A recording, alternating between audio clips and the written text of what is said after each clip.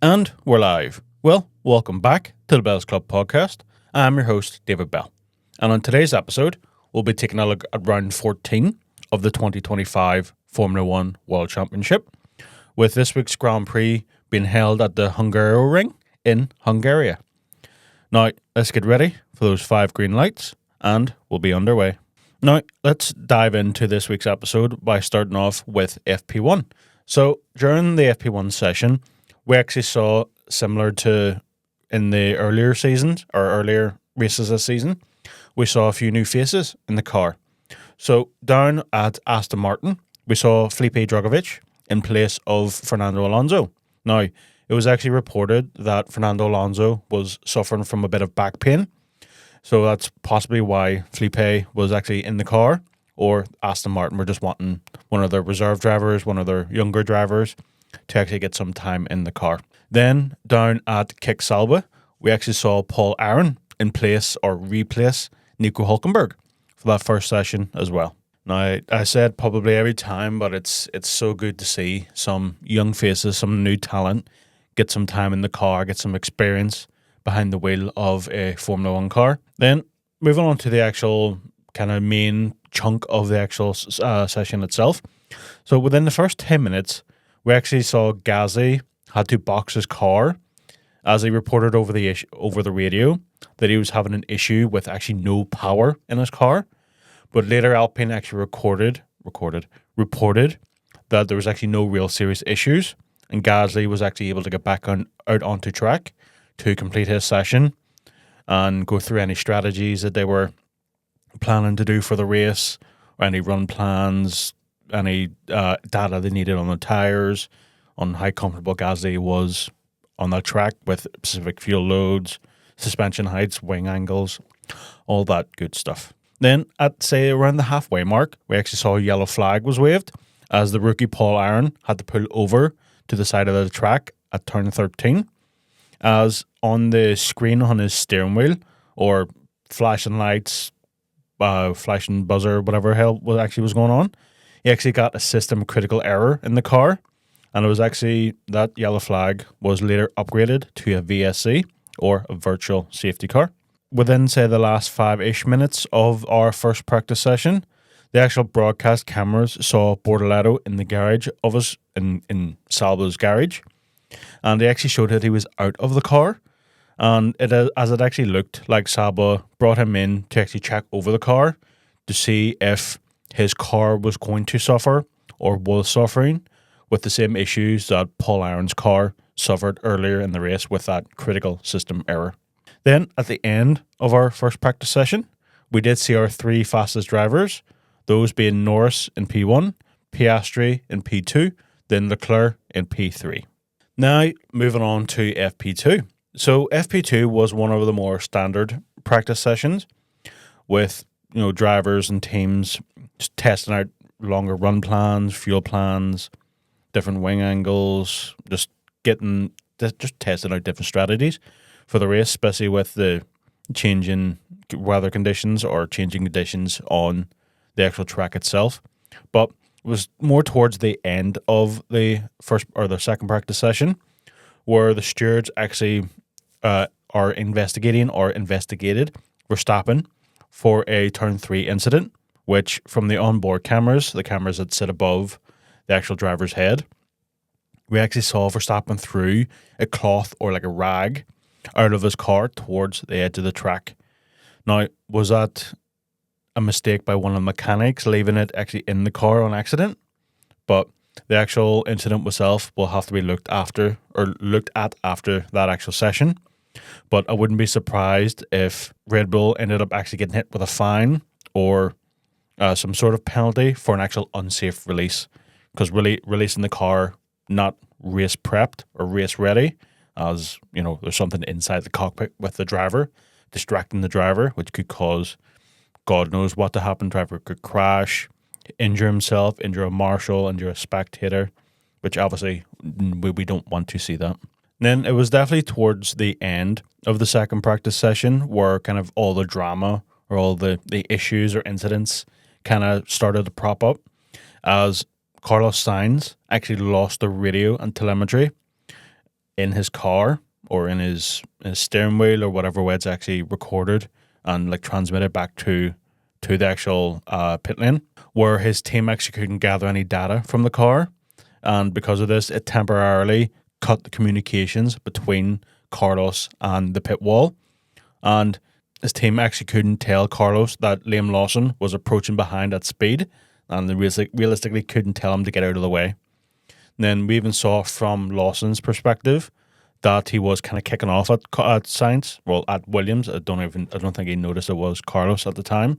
And that's when his race engineer had to inform him and kind of let him know that he didn't have any radio. He lost telemetry in his car, and he just didn't know that Lawson was coming behind him. So realistically, there's nothing Sainz could have done. I mean, you could make the argument that obviously he has mirrors. He can look in his mirrors and see what's behind him. But if he's trying to get his radios back, trying to get his telemetry back in the car, he's kind of focused on his car, not necessarily looking what's behind him.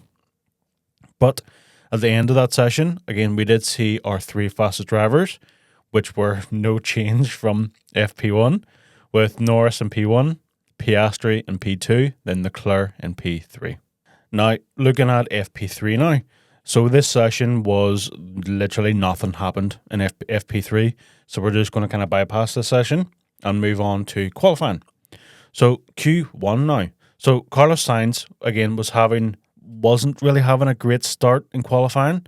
As we saw, the rear of his car was quite twitchy. As he was kind of accelerating, you seen the back end kind of squirrel out. It's like the back end was trying to get ahead of him. It's like he just didn't have it under control. Now, we saw that as he was starting his fastest lap, and he actually did also end up blocking his front left wheel.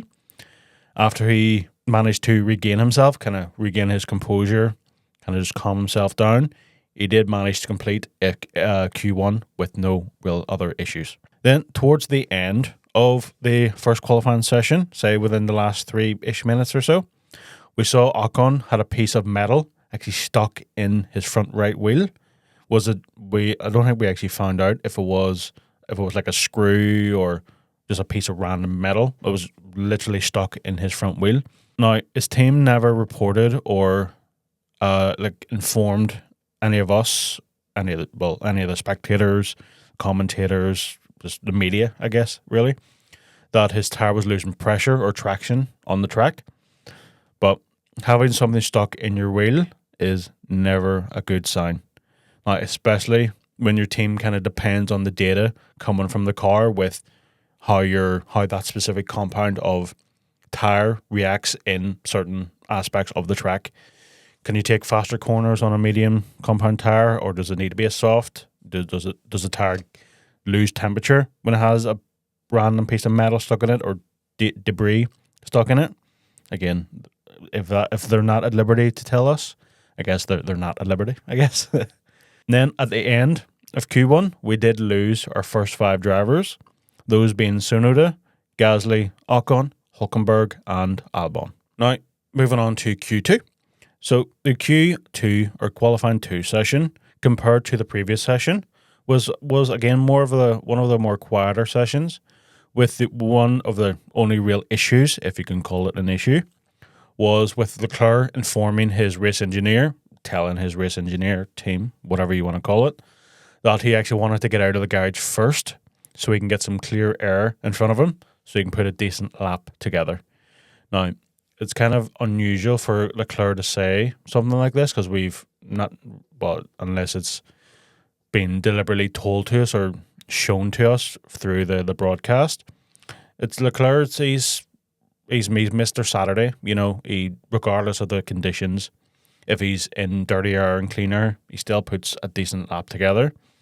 So maybe there was something about this weekend that he wanted to put an emphasis on getting the fastest lap or actually putting a decent lap together. Now, but the actual big drama of this session came at the end, where, as we saw, Hamilton unfortunately got eliminated in P13. Now, he does have some work to do on the Sunday, but from his post-session interview, we heard from Hamilton himself was actually super hard on himself. And I mean, it is understandable. He is a 7-time world champion, should be 8-time world champion. So he's obviously got high standards, or arguably higher standards than any driver on the grid, I suppose, other than, say, Verstappen, Piastri, or Norris. Well, Leclerc too, frankly. But he shouldn't be so hard on himself. Again, at the end of the day, he has won 7 world championships, over 100 races. He's arguably the greatest driver to ever sit in a Formula One car. And regardless of who you are, you're coming into a brand new team, brand new car, new racing engineers, new car manufacturers. It's going to be a bit of a learning curve for anybody to do that. Then, even towards the end of the season, or at the end of the season, we have a big reset with the new regulations coming in at the end of the year, or into next season, 2026. So I think Hamilton really should give himself this season to kind of embed into Ferrari, into their culture, into how their team operates, because he's come from winning a world championship at McLaren, then moving to Mercedes, winning another 6 world championships with them. And he's been with them for, over 10 years now? Or 10 years now. Over 10 years. So you're going from a team that you were basically family with to a brand new structure, brand new everything. So it will be a bit of a learning curve for him. Now, at the end of that the Q2 session, we did lose our final 5 drivers. Those being Antonelli, Berman, Hamilton, Sainz, and Colapinto. Now, on to Q3. So it was kind of a similar session to the previous qualifying sessions in Q2, or frankly even Q1 as well. But as we didn't really see any issues from our final 10 drivers, but it was on the closing few minutes where we actually saw Alonso put together a smashing lap to see him into P2. But as the other drivers got their tires warmed up, they got more comfortable on the track, they did put together faster times, and that did drop Alonso down. He did end up in P5. So, I mean, for an Aston Martin, he put together a fucking smashing lap.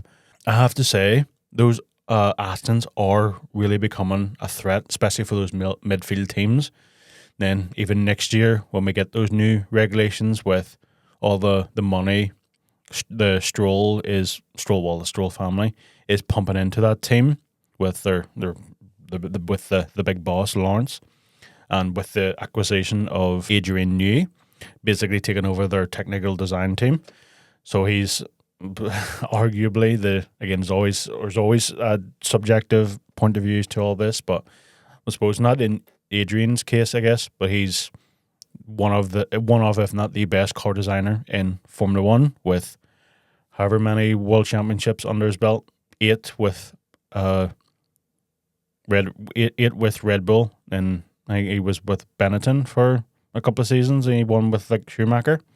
But they've those midfield teams need to watch their back, because Aston Martin's not going to be behind them for long. Towards the end of the session, for the first time in 2025, Ferrari is back where they belong, as Charles Leclerc takes pole position in Hungary. Now, he is followed on the front rows by Piastri in P2, Norris in P3, then Russell in P4. Now we're on to Sunday for the actual race, so the actual Hungarian Grand Prix itself. Now, at the start of the race, we only saw 19 cars actually start it, as Yuki Tsunoda had to start from the pit lane, as Red Bull had to change his power unit itself, which is, of course, against Parc Fermé rules, so he obviously has some work to do during the race itself. Now, on lap 4, as we saw Bortoleto kind of just sitting comfortably in P6, he actually was noted for a false start for moving before the lights had gone out at the start of the race. Now, it was actually later updated, or we were later informed, that the stewards had actually made a mistake in terms of they had put that false start on the wrong car. And the actual car that made the mistake was his teammate, Nico Hülkenberg, that actually jumped the start, not Bortoleto. Now, because of this, Hülkenberg was given a 5-second time penalty for that false start. For incidences or accidents, whatever you may call it, being investigated after the race, I'm just straight up not a fan. The stewards, the FIA, whoever actually makes the decisions on when teams are penalised, how they're penalised. They realistically just should hurry up and make a decision. Now, this real conversation or talking point comes as Max is under investigation for the incident with Hamilton, as it does look like Verstappen does force Hamilton off the track and gains an advantage. Now, if they actually do end up penalising Max for this, that penalty will be brought forward or pushed forward. Brought forward, pushed forward, same thing, I guess, to Zandvoort when they actually go to the Netherlands Grand Prix whenever we come back from the summer break. Then it was on the closing ladder stages of the race, and say on lap 20 or lap 52, is when we saw Ollie Berman actually retire his car due to a reported oversteering issue.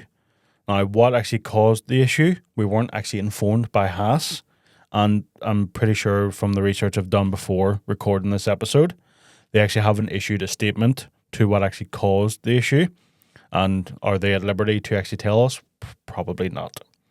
Now, is it a suspected suspension problem? Tires issues? I mean, who frankly knows? Anything that's involved with the actual steering of the car could have been an issue. Linkage between the steering wheel and the axles. Getting the axles themselves, suspension, wheels. Who knows what caused the problem? Now, with that, the 2025 Hungarian Grand Prix comes to an end. Now, marking their 200th win as a constructor, McLaren and Lando Norris win in the Hungaroring. Now, Norris is followed up on the podium by Piastri in P2 and Russell in P3. And that will do us for this week's episode of the Bells Club podcast. I want to thank you all for listening to this week's episode. And if you feel like you've enjoyed, please feel free to follow us here on wherever you get your podcasts. And after our summer break, we'll be back with round 15 or the Dutch Grand Prix in Zandvoort. So goodbye, everybody.